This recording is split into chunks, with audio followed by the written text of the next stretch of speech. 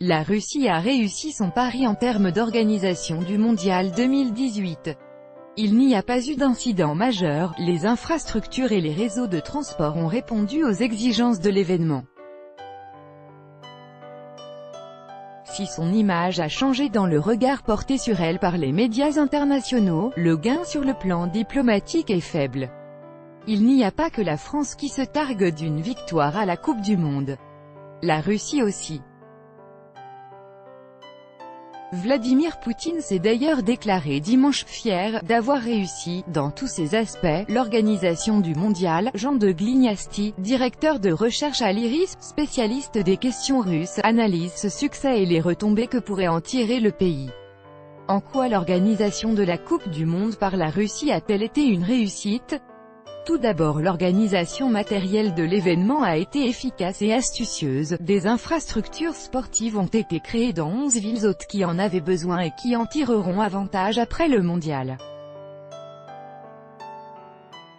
Idem pour les investissements qui ont été faits dans les transports, qui profiteront à la population ensuite. Des trains gratuits pour relier tous les stades ont été proposés aux supporters. Le succès a aussi été sécuritaire, car il n'y a pas eu d'attentats ni de troubles majeurs. La Russie a également annoncé qu'elle avait neutralisé 25 millions de cyberattaques sur les structures de l'information. Des faits difficiles à vérifier, mais qui sont probables et montrent que les autorités avaient su anticiper ces risques. Pourtant, les opposants du gouvernement auraient pu troubler l'événement. Oui, les Pussy Riot ont d'ailleurs pris d'assaut la pelouse lors de la finale pour attirer l'attention sur le problème des prisonniers politiques en Russie, en réclamant notamment de libérer le cinéaste ukrainien Oleg Sentsov, condamné à 20 ans de camp par la justice russe pour terrorisme et trafic d'armes. Mais elles ont été interpellées rapidement. Et l'arrestation du militant gay britannique Peter Tatchell, qui avait prévu de manifester sur la place rouge pour dénoncer la torture d'homosexuels en Tchétchénie, a fait peu de vagues. Sans doute parce qu'il a été relâché rapidement, les autorités voulant éviter que la presse étrangère relaye abondamment l'affaire. Comment expliquer l'invisibilité des hooligans russes? Les autorités ont bien identifié en amont les fauteurs de troubles potentiels et les ont interdits de stade. Quant aux éventuels hooligans étrangers, des fanidés, passeports du supporter qui accompagnent les billets pour les matchs et dispensent de visa, leur avaient été délivrés à l'issue du premier tour, ce qui a permis de mieux contrôler aussi les profils des spectateurs étrangers. En quoi l'image de la Russie a-t-elle changé sur la scène internationale pendant ce mondial? Habituellement, dans les médias internationaux, l'image du pays est uniquement fondée sur les violations des droits de l'homme perpétrées par la Russie et son activisme en matière de politique étrangère. Là, elle est apparue comme une puissance sachant accueillir des touristes. Des reportages montrant que la vie peut être agréable à Moscou ont donné aussi un reflet plus positif du pays.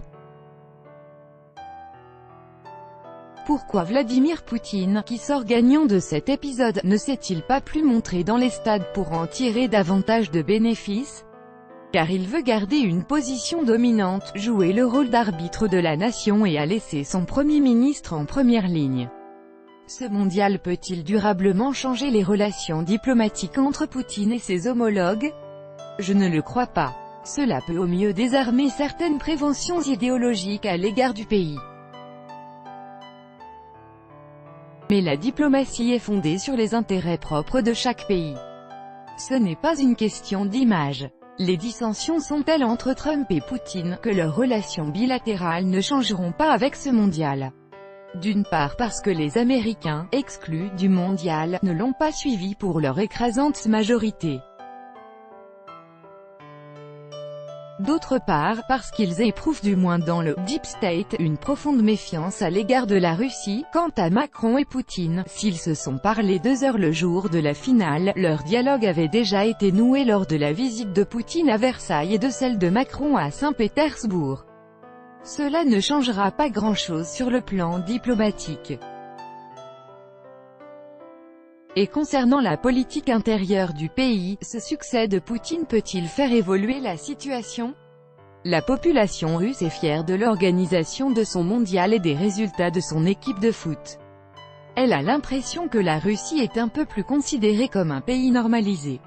Mais c'est une parenthèse car l'allongement de l'âge de départ à la retraite, annoncé le premier jour de la Coupe du Monde avait chuté la cote de popularité de Vladimir Poutine et la grogne de la population risque de s'exprimer avec plus de force maintenant que le mondial est terminé.